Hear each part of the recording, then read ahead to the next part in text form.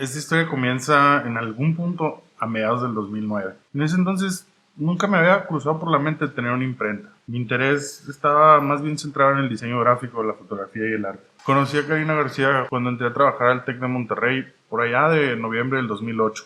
A ella le encantaba el diseño gráfico y las manualidades. Luego nos hicimos mejores amigos. Durante el 2009, mientras seguíamos nuestra vida de godines en el TEC, Cari y yo teníamos una muy buena sinergia. Ella tenía ideas y yo investigaba cómo ejecutarlas. Y un día, mientras ella veía un blog, me preguntó, oye, ¿cómo hacen esto? Eran unas invitaciones con un evidente bajorrelieve y color. Rápidamente investigué y descubrí por primera vez lo que era el tipo de impresión que se llama letterpress, pues se hacía con cierto tipo de máquinas antiguas. Esa fue mi primera revelación. Cari comenzó a interesarse mucho en este tipo de impresión. Ella quería imprimir invitaciones que tuvieran ese efecto. Buscó con afán en eBay y consiguió una Dana 8x5. Se la enviaron desde Inglaterra. Mientras esperábamos a que le llegara la pequeña prensa, conseguimos insumos para imprimir, conseguimos placas, conseguimos papel y conseguimos tinta. Me acuerdo que una de las preguntas que le hizo el proveedor de placas a Cari fue, oye, ¿qué paso es la máquina que van a utilizar para saber qué distorsión darle?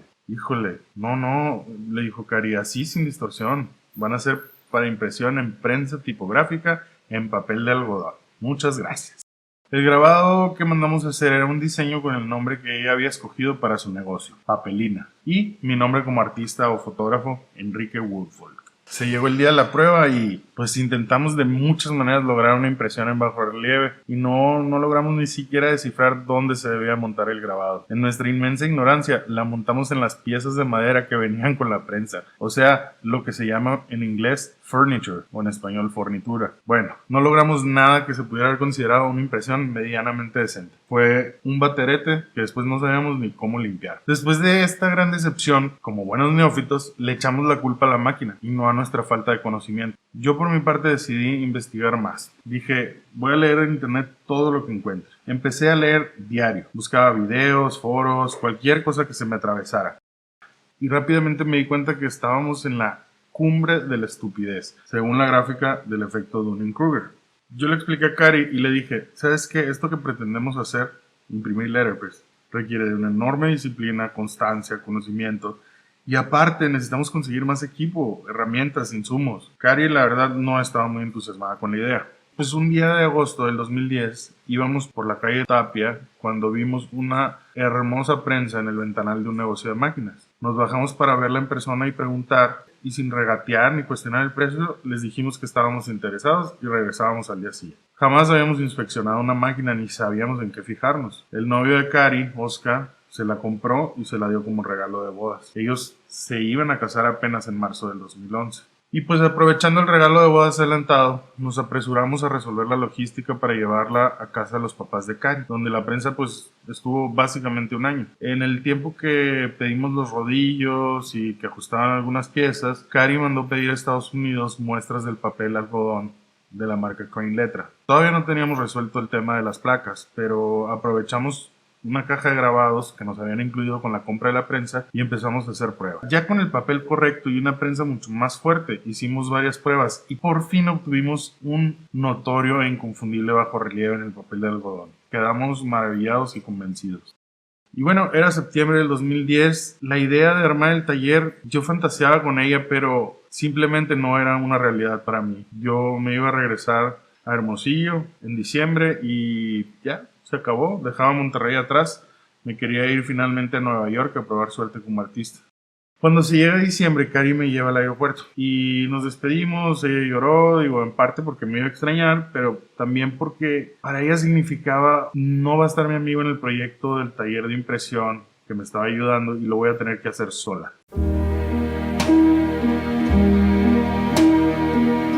Pues bueno, yo me fui, pasé diciembre en Hermosillo con mi familia y mis amigos. Empecé otra vez a considerar regresarme a Monterrey. Yo decía, bueno, ¿y si no era la decisión correcta irme a Hermosillo? Y finalmente en enero dije, bueno, y me regresé a Monterrey.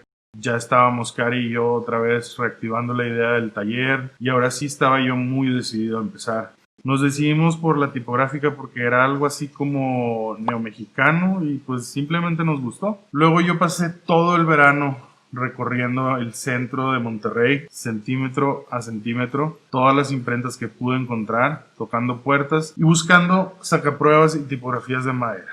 Así fui conociendo diferentes personajes y diferentes imprentas. Hice una recopilación de los lugares y las máquinas que visité y lo que encontré. Y para finales de agosto del 2011 tenía yo 3 sacapruebas comprados. Una Vandercook 01, una Vandercook SP15 y una Vandercook número 4. Y algunos cajones de tipografías de madera. Todavía no teníamos un local y a mí me urgía que tuviéramos porque yo no tenía dónde guardar las máquinas que habíamos comprado.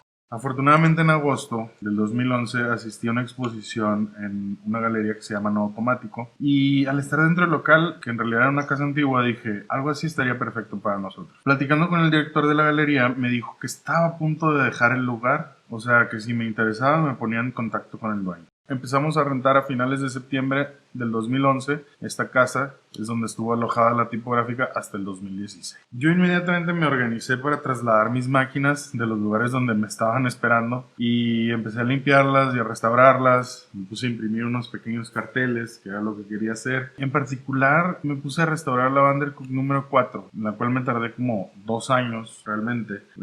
Lo fui haciendo poco a poco, pero durante este proceso le perdí el miedo a las máquinas. Aprendí un chorro de cosas que me iban a servir más adelante. Se llegaba la Navidad del 2011, yo me iba a ir a Hermosillo a pasarlo con mi familia como de costumbre, pero Cari todavía no había movido su prensa al taller. Parte de mi viaje incluyó ir a visitar a mi abuela materna, Cruzita Guayo, en la ciudad de Tucson, Arizona, donde estaba viviendo. Pues yo bien emocionado con mi nuevo proyecto, quise platicarle algo a mi abuela que a lo mejor ella pudiera identificar, ¿no? O resultarle familiar por estarle hablando de cosas antiguas, de a lo mejor una época que a ella le tocó vivir y pues dije yo, máquinas de los años 30, 40, dije eso a lo mejor le puede interesar o emocionar. Y cuando le estaba contando me dice, imprenta, como las que tuvo tu bisabuelo. Cuando lo mataron, tu abuelo y su hermano se quedaron un tiempo operando la prensa. De hecho, tu abuelo se tenía que subir a una caja de madera para alcanzar la prensa. Tenía como 10 años cuando se quedó huérfano. Esa revelación y sus implicaciones, de verdad, a mí se me puso la piel de gallina. Me quedé anonadado. Mi bisabuelo era impresor y yo no lo sabía. Yo conocía algo de la historia de mi bisabuelo, sabía que había sido presidente municipal de Magdalena de Quino, Sonora, y que había sido asesinado por motivos políticos, eso lo sabía desde pequeño y siempre me llamó la atención esa historia. En ese momento me di cuenta que esto ya no era un simple proyecto a ver si funcionaba, ahora estaba destinado a llevarlo a cabo.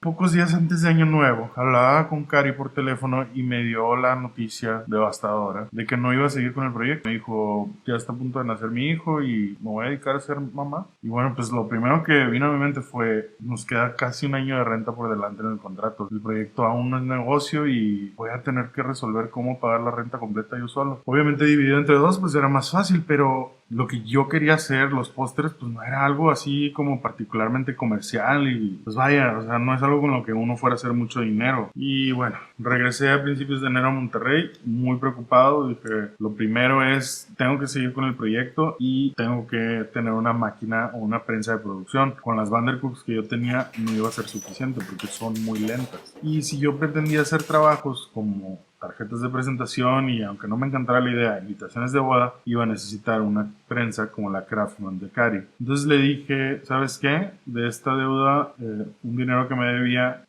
¿por qué no me liquidas con la prensa? Me dijo que sí y me la llevé al taller. Nosotros ya habíamos, desde el 2011, desde agosto, habíamos registrado un domain, ya estábamos listos con un correo, una página de Facebook y habíamos subido a la página de Facebook fotos de nuestras muestras, de lo que habíamos hecho. Y la gente nos pedía cotizaciones, estábamos aprendiendo apenas a cotizar. Pero el día 21 de febrero del 2012 recibí el primer pago de un anticipo de unas tarjetas de presentación. Ya tiempo después dije, ese va a ser nuestro aniversario, porque pues realmente no tuvimos nunca un día de inauguración, ¿no? Ese año creo que tuve en total unos 6 trabajos, fue un año sumamente difícil. Estaba pagando yo la renta de mi departamento y el local de un negocio que pues aún no se sostenía solo. Todo lo pagaba yo con mis trabajos como diseñador gráfico freelance. En marzo decidí tomar la invitación de una amiga mía de irme a unos meses al DF a trabajar en una serie de televisión como diseñador gráfico. Y la verdad es que la paga era muy buena, entonces así podía regresar con dinero para invertir en mi taller, que todavía necesitaba muchas cosas. Sin embargo, después de estar unos meses allá, después del verano regresé con muy poco dinero, pero pude conseguir más tipografías de madera. Y para mí representan un gran tesoro porque creo que son parte de la historia de la gráfica popular mexicana. Son tipografías que fueron creadas por la imprenta Payol en el DF y que se utilizaban para los carteles de lucha libre. Por ahí existe una versión digital que lleva el nombre de Luchita Payol y que creó el diseñador Enrique Ollervides a partir de especímenes directamente impresos con esos tipos. Durante mi estancia en el DF, la verdad no pude dejar de pensar en que tenía que averiguar todo lo que pudiera de la historia de mi bisabuelo y su imprenta.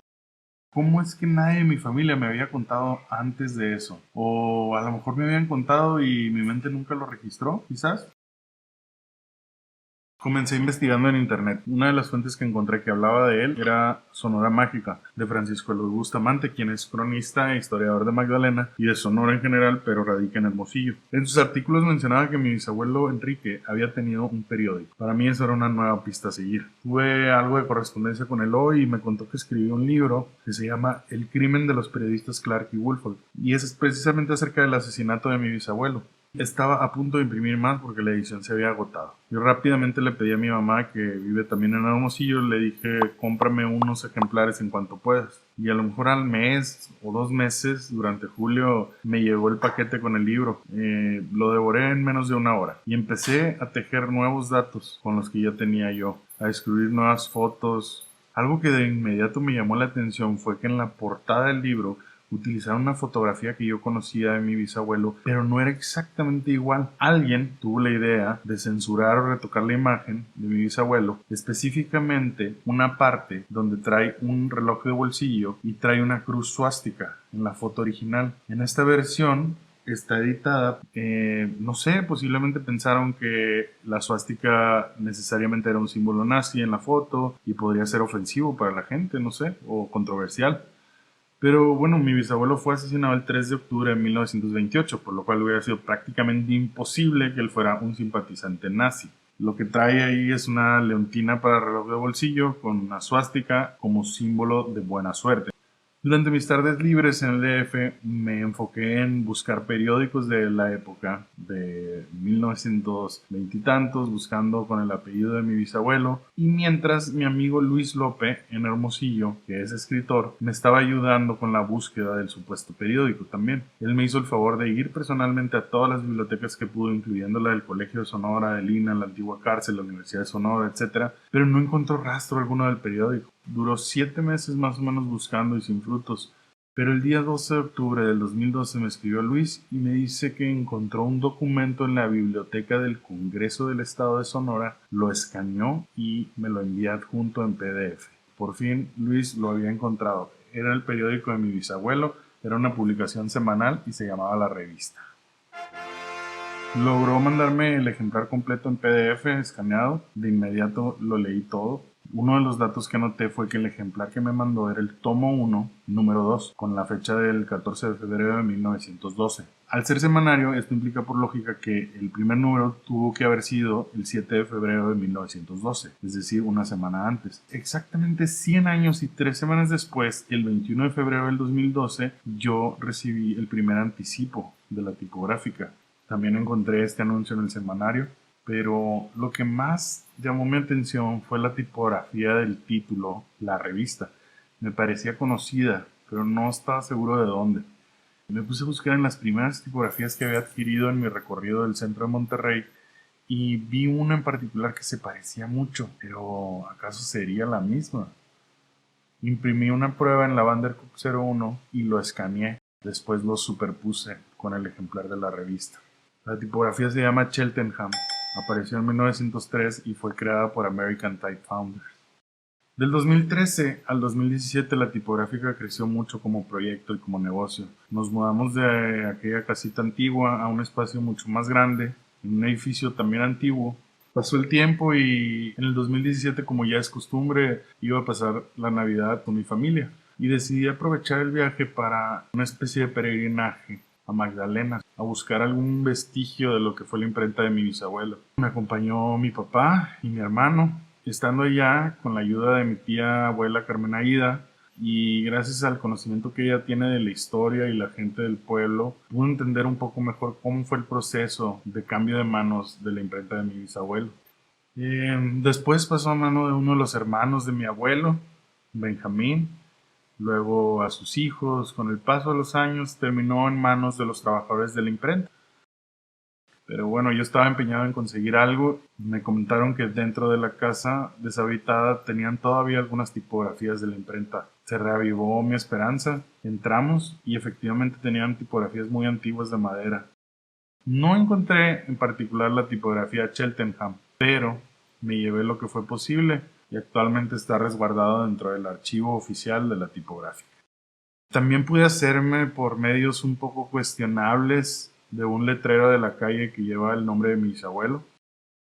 Este año tuve la oportunidad de realizar este documento a manera de ponencia para el 8º Seminario Interdisciplinario de Bibliología y decidí hablar de la historia de mi imprenta, la imprenta de mi bisabuelo, la tipográfica, algo que tenía años queriendo hacer.